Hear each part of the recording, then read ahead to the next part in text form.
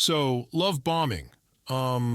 It's like this tactic where a person overwhelms you with affection and attention so fast that it almost feels like you're in a fairy tale, but at the same time, Right. it masks some pretty thorny underlying issues. Absolutely. It's as if you're being showered with compliments, gifts, and texts, but then quickly things start feeling off balance. Exactly. And what we're seeing, there's this initial wow or idealization phase where everything is just amazing. You feel special, like, I've never felt this way before, which can be super Yeah. intoxicating.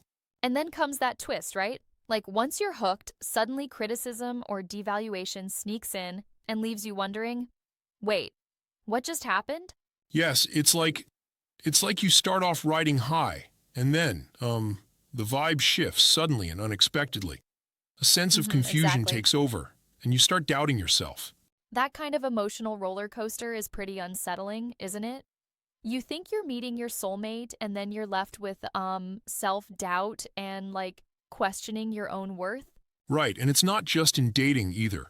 Love bombing pops up in friendships and even family dynamics. For example, a friend could suddenly become overly clingy or upset if you don't match their intensity.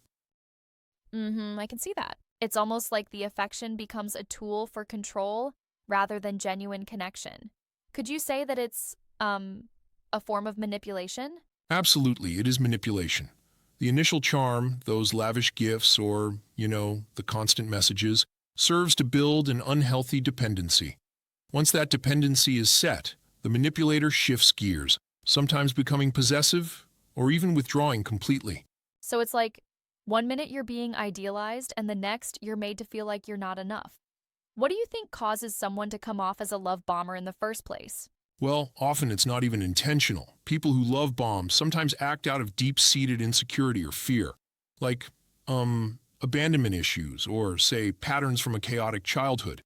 Yeah, that makes sense. It's ironic, isn't it? The person doing the love bombing might actually be hurting just as much, if not more, than the one on the receiving end. Sure, and that's part of the tragedy, because while their behavior is well-intentioned on a subconscious level, its effect can be, seriously damaging. Right, exactly. You know, one of the biggest red flags is the pace at which everything is happening. Like, if someone's talking about forever before you've even exchanged a few dates. Yes, absolutely. It's that overwhelming intensity that doesn't allow any breathing room. Where healthy love is supposed to develop naturally, love bombing suffocates by pushing for big commitments way too early. And then when you finally try to set a boundary or ask for some space, the response is either guilt or anger, right? Precisely, and speaking of boundaries, setting healthy ones is key. Remember the phrase I often mention, boundaries aren't walls, they're doors. That's a great analogy. That analogy really hits home. It's like you're in control of who gets in and how far they go. Exactly. It's crucial to notice how someone reacts when you say no or ask for a little space. If they ridicule your need for it, that's a major red flag. But here's a bit that I want to gently challenge. Couldn't it sometimes be that the early rush of affection is just genuine excitement and passion? How do we discern the fine line? That's a great question. I mean, it really comes down to consistency and mutual respect. Genuine affection isn't overwhelming or pressuring.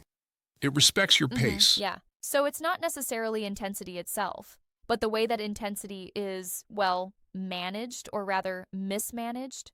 Exactly. When love or affection replaces safety with overbearing behavior, that's where manipulation creeps in. It's that imbalance that transforms a potential romance into, emotional abuse. Emotional abuse can be insidious. It plants seeds of self-doubt and can leave you questioning your every instinct. Right, and that's one of the worst outcomes, where you start doubting your memory of, how things really were. It can really shake your core sense of self. That's so true. And yet, recognizing love bombing is the first step toward recovery. Whether it's reaching out to your support system or getting professional help, there's hope. Exactly, reconnecting with people who truly know. You can anchor you. Therapy, too, can serve as a safe space to unpack these explosive dynamics and rebuild your trust in yourself. And Having professional guidance is, in so many cases, essential to reestablish boundaries and a sense of self worth after experiencing such manipulative behavior. Absolutely, and there's a real emphasis in the process on taking your time in new relationships. Healthy love grows gradually, giving you time to set clear, mutual boundaries. Right? It's all about respect and pace. It's interesting how, even in non romantic relationships like those with friends or family, similar patterns can emerge, isn't it? That too highlights the importance of healthy boundaries across all relationships. Yes, exactly. In friendships, for instance, if a new friend seems too intensely available, it might be another form of love bombing, just not in the romantic ideal.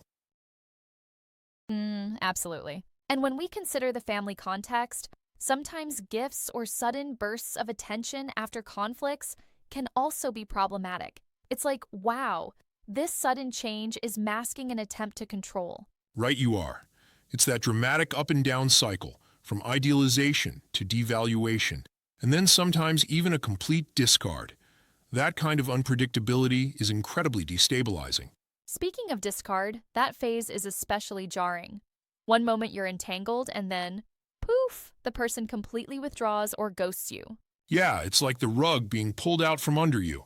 And sometimes they might even return, acting like nothing happened, which only deepens the confusion. That's so disorienting. And this back and forth can really destroy someone's self confidence, leaving them to question not only the connection, but also their own worth. Exactly, and that's why recovery is so important. Recognize the red flags, trust your instincts, and don't be afraid to lean on friends, family, or even professional guidance. Right, it really seems like a balance between staying open to new relationships and being mindful of people's actions to ensure they respect your need for space. Absolutely, and always remember, loving and caring for someone else should never come at the expense of your own emotional safety. Yes, that's key. So, in a nutshell, the message is to celebrate healthy, gradual love while being aware of those um, overly intense behaviors that can signal manipulation. Precisely. Healthy relationships build over time and honor boundaries. And if you ever feel that the affection is being used to manipulate rather than connect, it's a cue to step back and reevaluate. Totally agree. This has been such an enlightening discussion.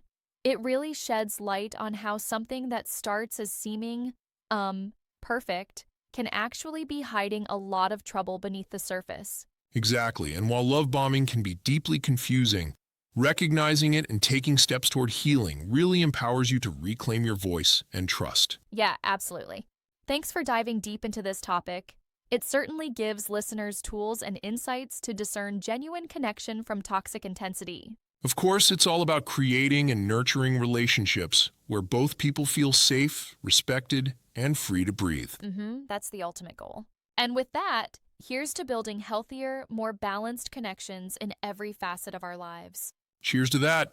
Stay mindful and keep your emotional boundaries, doors open, not walls, to only let in what truly nourishes you. Right on. Until next time, take care and keep thriving in your relationships.